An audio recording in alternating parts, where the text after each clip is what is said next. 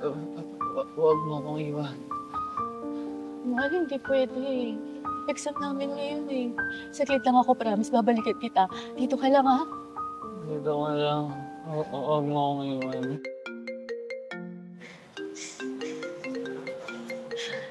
Friend, ano na? Nasaan ka na? Anong oras na? Malalate ka na sa exam. Wait lang. Asikasuhin ko muna si Floyd. Lasing na lasing eh.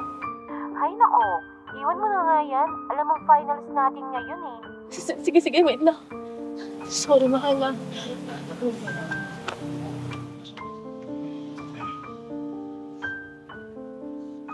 Ano ma'am, tara na?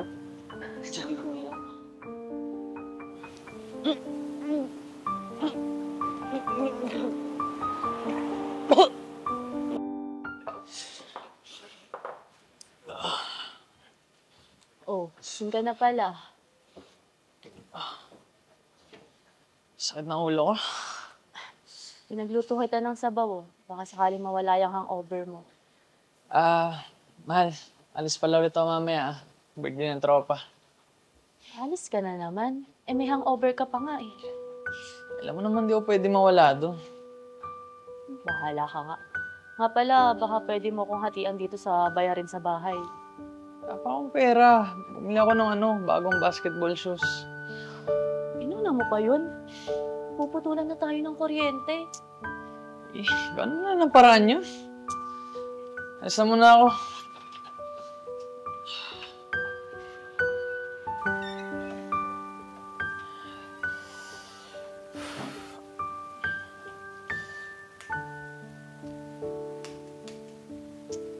Wala na namang kuryente.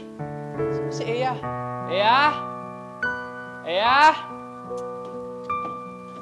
Eya? Eya?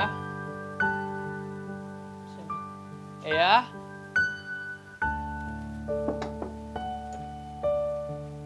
Saan punta yun?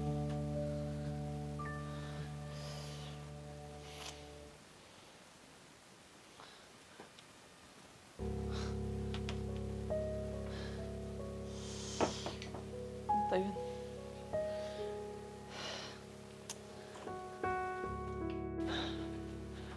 Bakit nandito?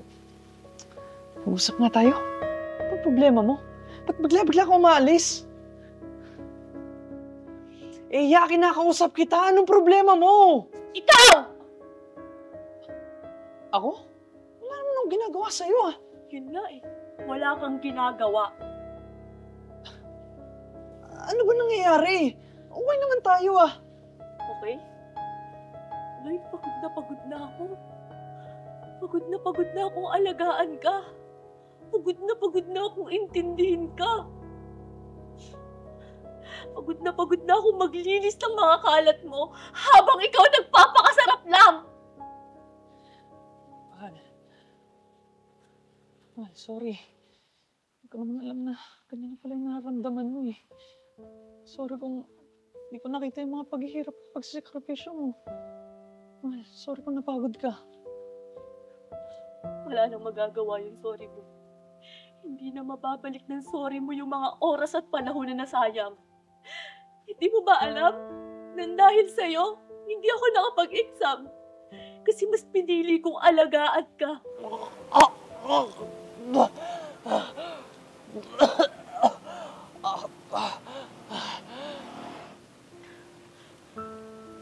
Kuya, wait lang po.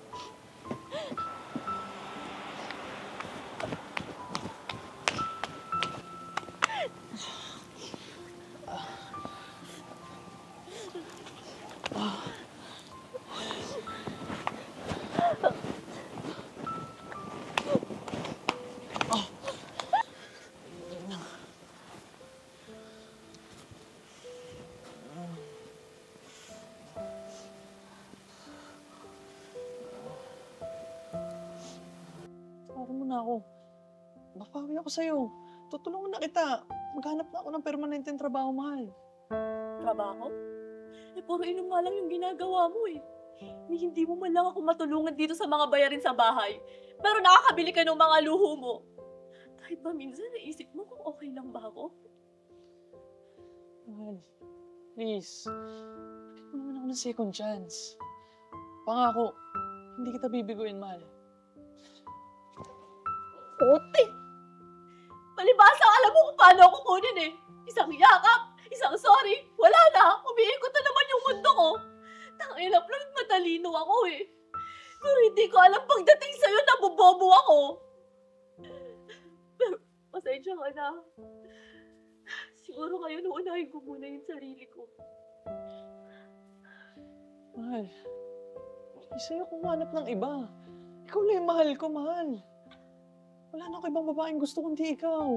Tama na, please. Ayoko na. Umalis ka na. Tama na. Please, umalis ka na lang. Umalis ka na!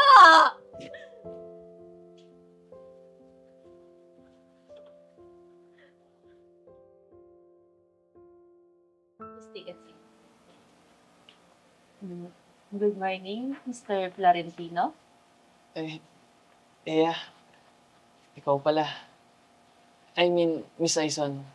Yes, ako nga. You may na-expect. Well, maliit lang ang mundo. Oo nga eh. Sino ba naman mag-aakala na ikaw pang interviewer ko? Well, let's get started. Shall we? Focus tayo muna sa trabaho. Sige, game.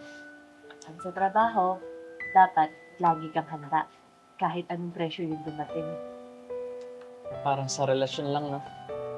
Kahit anong handa mo, di pa rin sapat. Kaya nga natututo tayo.